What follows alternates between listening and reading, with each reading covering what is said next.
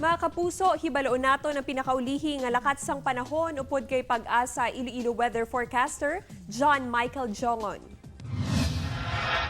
May hapon sa tanan yaring latest update sa panahon sining adlaw Huwebes, December 10, 2020.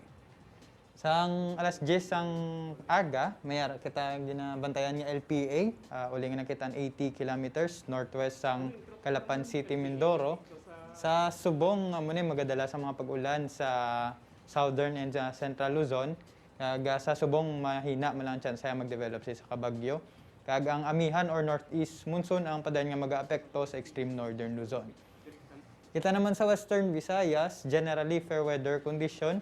May chances lang ni sa mga isolated nga mga pag-ulan dala sa localized thunderstorms.